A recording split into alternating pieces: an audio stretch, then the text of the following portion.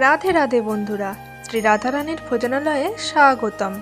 আজকে ফুলকপি দিয়ে একটা দুর্দান্ত স্বাদের রেসিপি করতে চলেছি, তাই বলবো শেষ অবধি দেখতে। রেসিপিটা ভালো লাগলে অবশ্যই লাইক, শেয়ার আর আমাদের সাথে থাকতে চ্যানেলটিকে সাবস্ক্রাইব করে দিও। তো প্রথমে এখানে একটা ফুলকপি নিয়েছি আর ফুলকপিটা ছোট ছোট করে বানিয়ে নিয়েছি। ফুলকপির থেকে যে ডাটির অংশটা থাকে সেটা অনেকটাই বাদ দিয়ে দিয়েছি। আর তার সাথে রেডি করেছি ক্যাপসিকাম, লঙ্কা আর টমেটো, যেটা ছোট ছোট চৌকো করে বানিয়ে রেখেছি। ফুলকপিটাকে গরম জলে 5 মিনিট সিদ্ধ করে নেব। ফুলকপিটা দিয়ে দিচ্ছি, সাথে দিয়ে দেবো অল্প একটু লবণ, দিয়ে সিদ্ধ করে নেব। ফুলকপি সিদ্ধ করে এই রেসিপিটা রেডি করলে ফুলকপিটা রান্না হওয়ার পরেও কাঁচা লাগবে না, আর ডাটিগুলো অংশটাও শক্ত লাগবে না। 5 মিনিট সময় নিয়ে ফুলকপিটাকে সিদ্ধ করে নিতে হবে। এরপর একটা ব্যাটার রেডি করব, তাই একটা বাটির মধ্যে ছোট 2 বাটির পরিমাণে কর্নফ্লাওয়ার নিচ্ছি, আর তার সাথে দিচ্ছি 1.5 বাটি পরিমাণ ময়দা। এরই সাথে মিশিয়ে নেব স্বাদ মতন লবণ, তারপর দিয়ে দেব একটু গোলমরিচের গুঁড়ো আর সাদা তেল দিয়ে ভালো করে মিশিয়ে নেওয়ার পর অল্প অল্প জল দিয়ে একটা গাঢ় ব্যাটার তৈরি করে নিতে হবে। কর্নফ্লাওয়ারের ব্যাটার রেডি করার সময় লক্ষ্য রাখতে হয় যেন ময়দার পরিমাণটা কর্নফ্লাওয়ারের চাইতে একটু বেশি কিংবা যেন সমান সমান থাকে, তাহলে ব্যাটারটা ভালো হয়। সেই ব্যাটারের মধ্যে যে চপে রেডি করার চেষ্টা করো না কেন, তাহলে সেই চপের গায়ে ঠিকঠাকভাবে ব্যাটারটা বসে, ভাজার সময় গা থেকে সরে যায় না, এটা ভালো হয়। এবার অল্প অল্প জল দিয়ে ব্যাটারটিকে রেডি করব, আর ঘন ব্যাটার হবে, একদম পাতলা হবে না। তো অল্প অল্প জল দিয়ে ভালো করে ফেটিয়ে ব্যাটারটিকে রেডি করে নেব। ব্যাটারটি যখন ফাটানো হয়ে যাবে, তারপর সবার শেষে একটুখানি বেকিং পাউডার দেব, মানে কেক তৈরি করতে যে বেকিং পাউডার দিই ঠিক সেই বেকিং পাউডার। বেকিং পাউডার পরিমাণ হচ্ছে 1/2 চামচের একটু কম। সেই বেকিং পাউডার দিয়ে ভালো করে ফেটিয়ে নেব। ব্যাটারটা এবার রেডি হয়ে গেছে। এরপর ফুলকপিটা যেটা সিদ্ধ করতে দিয়েছিলাম খুলে নিচ্ছি ঢাকনাটা। ফুলকপিটা বেশ সুন্দর সিদ্ধ হয়ে গেছে। ফুলকপির মধ্যে জলটা শুকিয়ে গেছে বলে ঠান্ডা জল দিয়ে দিচ্ছি, আর সেই জলটাকে ফেলে দেবো।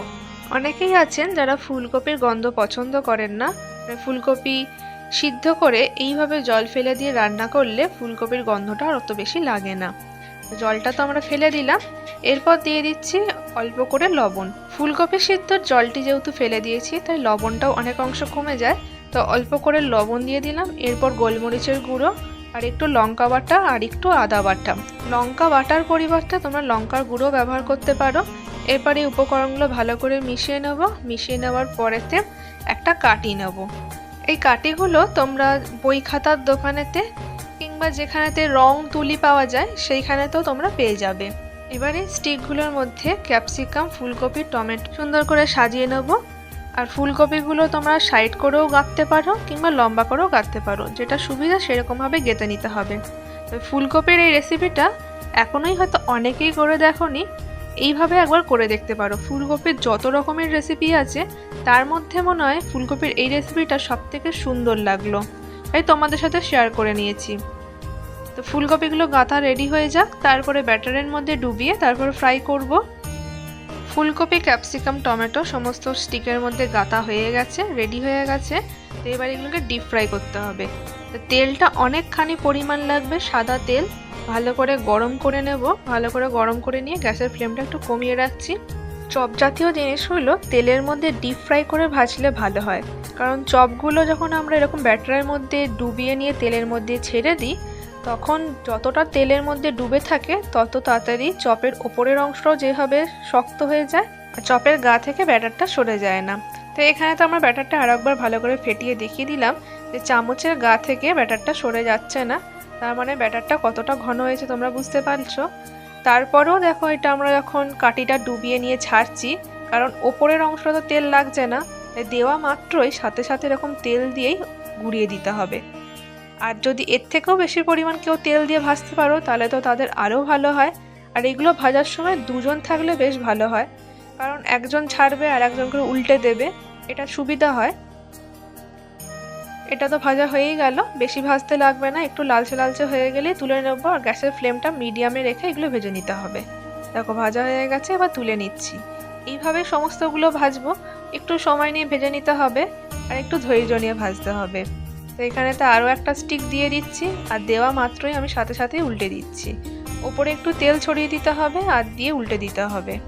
আর এর থেকেও পরিমাণ বেশি তেল দিয়ে ভাজলে আরও ভালো হয়, তাহলে ওপরটা সাথে সাথে তেল লাগবে আর সাথে সাথে ওপর থেকে ব্যাটারটা সরে যাবে না। এইভাবে প্রত্যেকটা স্টিক ভেজে নিতে হবে।